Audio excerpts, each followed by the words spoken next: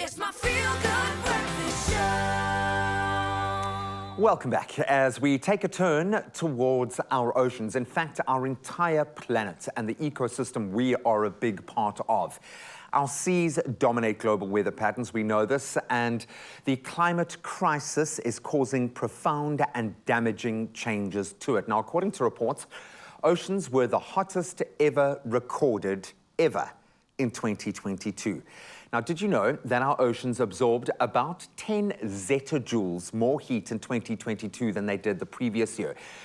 What a zettajoule is, I don't know, but the equivalent is, get this, every person on Earth running about 40 hair dryers all day, every day, to get that much heat. That's what's being absorbed by our ocean. Now, joining us to chat about the severity of these statistics this morning is our favorite marine biologist, someone whose job will be affected by this, Mark Fitzgibbon. Welcome back to the show, buddy. Always lovely to talk about the ocean with you, Graham. It's always doom and gloom with you. Come on, man. We're always left with this like feeling of how do we save the planet? But that is the question, is how do we pitch this in a way that we will actually absorb and take cognizance of where we're at? Because I, as a fairly woke, conscious person, still don't get it. Yeah. Still don't get it. So maybe we can use these very simple numbers as a means of explaining just how far we've gotten. So I think the first point of difference that I need to kind of get clarified, when we talk about global warming and climate change, where is the overlap and how do they differ? Can you define those two things for me? Yeah, so global warming is kind of exactly what it means. It's the warming of our planet. And if you think of the average temperature of the whole Earth, it sits at about 18 degrees, 15, okay. 18. And that average is actually increasing. Now, people usually think, oh, but that's fine. You know, the average temperature, that's not warm, that's not cold, that's perfect. Yeah.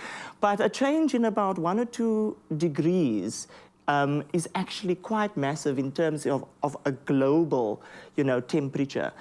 This will cause the climate to change. So a lot of people think, okay, global warming, everything's going to get hotter, but that's not actually the case. What climate change is an intensification of the water cycle. That's how I always like to think of it. It's like there's going to be droughts in some parts of the world, there's going to be floods in the others, hurricanes, tornadoes. It's just going to be an intensification of the whole weather system. It's like changing your washing machine from a delicate hand wash to like a 12,000 revolutions intense cycle. Let's get those whites clean kind of thing. Yes. And I've heard when we talk about the nuance of, say, 1 or 2 degrees within temperature, I remember one of the first books I read about global warming talking about plankton being killed off with just a few, and that's literally the foundation of life on the planet. That this potentially could be a planet destroyer. And a lot of people don't know this, but actually, if you take 2 breaths of air, the second breath, that oxygen actually comes directly from the ocean. 50% of the oxygen on this planet comes directly from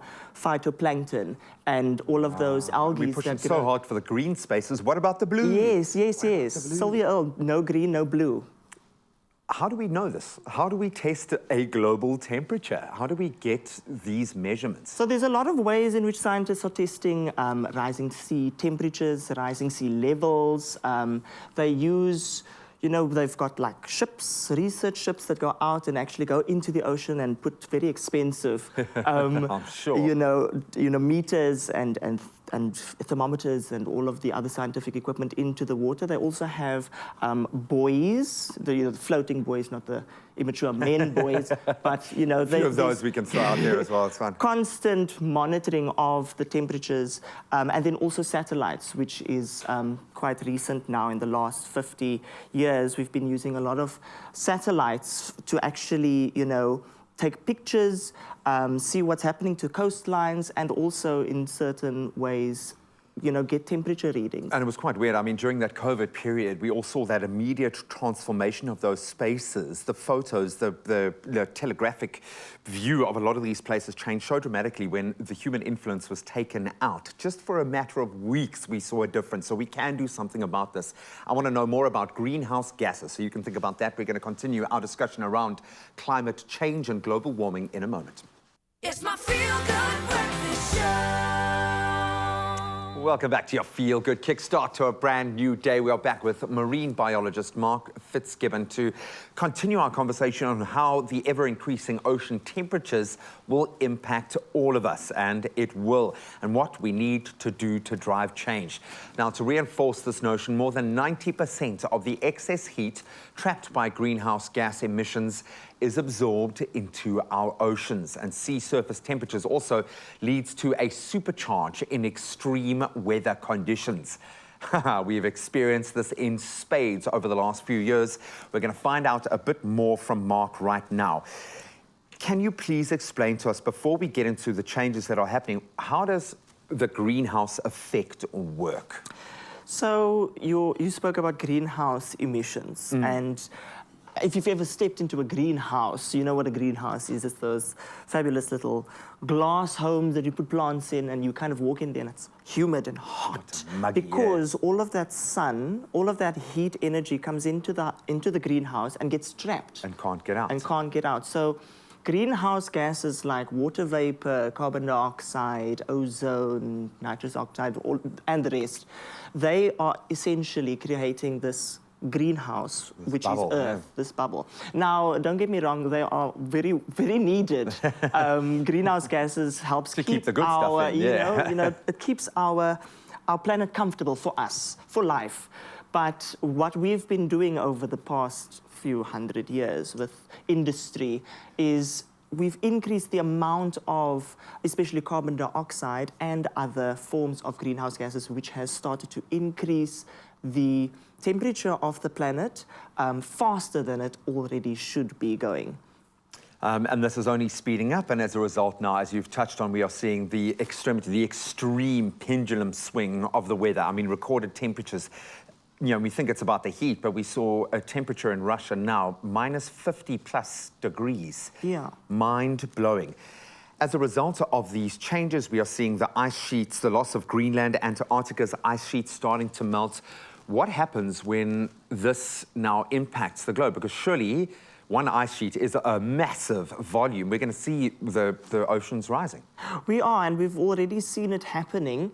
Actually, a couple of weeks ago, I saw that one island nation, they've actually digitized their nation because their island is going to be underwater in about 100 years. They'll exist only in the metaverse, yeah. But a lot of people think rising sea levels, okay, the coastlines are going to be affected. But you should also think about agriculture, farming. If the oceans rise, that salt water actually will intrude into the aquifers that we have. A lot of farms use groundwater into the rivers. It's called salt water intrusion, if I'm not mistaken. But that's also another aspect of rising sea levels. And then with rising sea levels and these extreme weather conditions, you'll see that these tsunamis and these hurricanes and these storms will cause a lot more damage to infrastructure in lots of parts of the world as well. And then we're just surviving. We're not even moving forward. And we've seen a huge portion of the planet just surviving over the last few years in particular. I always know, and I take this with a pinch of salt, because when we're more aware, when we are cognizant of more and we're taking in more data, we do see more. So I think it's worth us knowing that this has been building for a while. This hasn't happened overnight. Yes. However, it kind of feels like we need an overnight solution. And that might not be an overhaul. It might be just one thing. How do we shift? How do we change the mindset, do you think? And what do we need to do? What are those pressure points that we as individuals can focus on today? It's mainly just to stop emissions as much as we're doing. And that can happen in a large scale, as in like these big corporations, governments, and new laws. But I think that a lot of small change makes big change. So in everything that we do, we just need to be mindful about our carbon footprint. If we all do that, if the entire planet can be just a bit more mindful, it will decrease significantly the amount of emissions that we create. And what we're doing now, making noise, make a lot of noise, write letters to your favorite companies that are, making these emissions. Speak to your municipalities on how we can be better. You know, there's lots Demand of ways. more, yeah. Yeah. This entire society is a customer service change, and if we at the bottom demand more from those at the top, it will start to happen. But you've got to think about what you can do in your own capacity, and it might be as simple as just eating a little bit less meat. You don't know until you've explored that space. So go and educate and empower yourself. Let's start making a difference today.